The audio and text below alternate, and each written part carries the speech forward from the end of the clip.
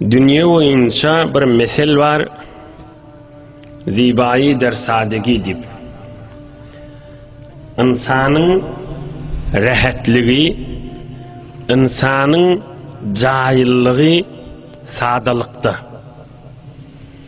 İnsanın yürek hoşu, yürek cahilliği sadalıkta. Sadalık dediği kefin köpürtmesizlik, doğruca olmak, ada çıkarmasızlık, için bir tüyüslü daşın başka bir tüyüslü etmesizlik, on şon koru olmak, bolar da demek, bay bolar demek, er olsun, zenana olsun ve her kim olsun. Qaytay deyin, on şon koru olmak, toyunna, yaşayışınna, kefin köpürtmesizlik,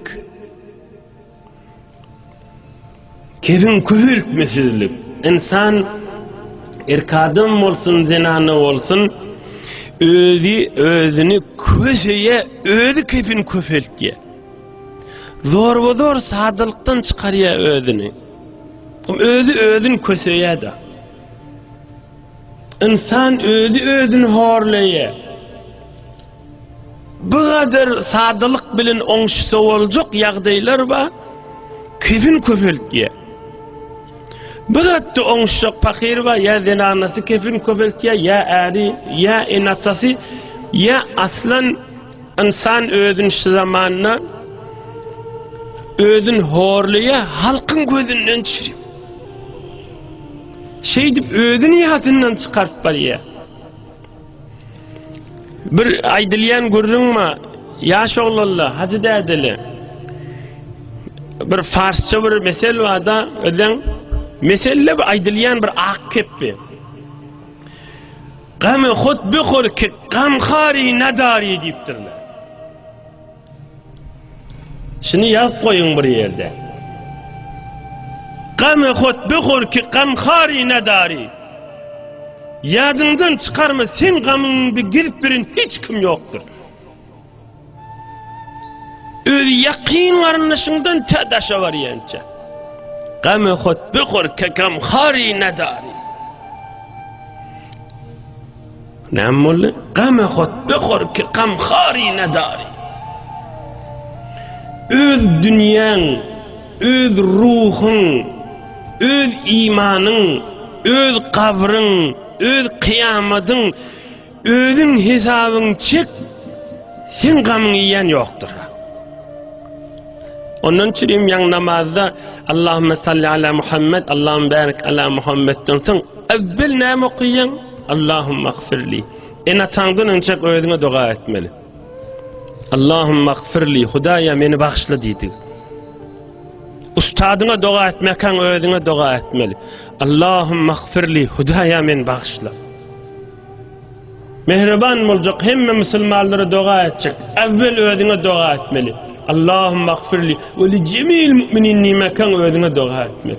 Allahümme agfirli, Hudaya evvel beni bağışla. Hudaya beni bağışla. Hudaya beni bağışla.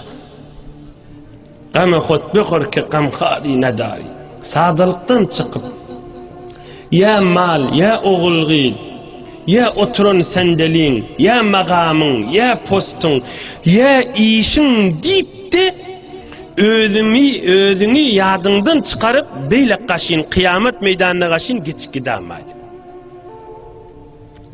Sadalık bir berekettir, sadalık bir berekettir, sadalık bir berekettir.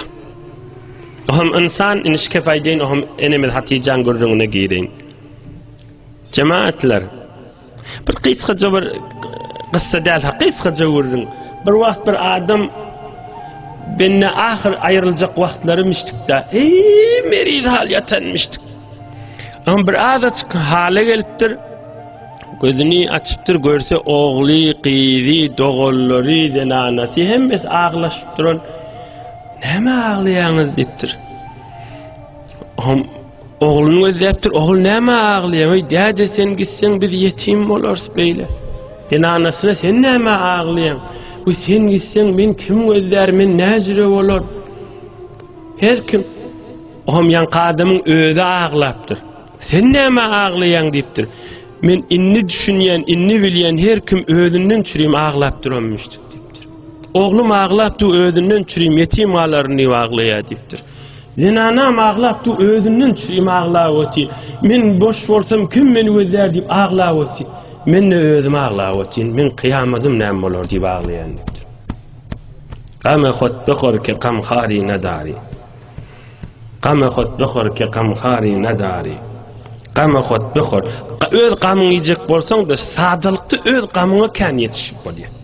Oglaň şoňa ýetiş, bir ýetişmeli, oglaň şoňa bermeli, bu gurrunla däki, gurrun terse ýormalylar ki, bulary ýetişek ýa dünýäni owdurlajak diýip öz ruhun, ene kysgatsy, öz ruhun, öz kabryň, öz kıyamadyň ýadyňdan çykarama.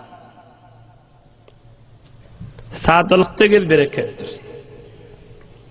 Ulyga hormat goýmak, kiçige rahimli bolmak, günäden, haramdan daş gezmek, diliň menen aza eziyet bermesizlik, milletin zindigisini girişmesizlik, dehalet etmesizlik, sokulşmasızlık.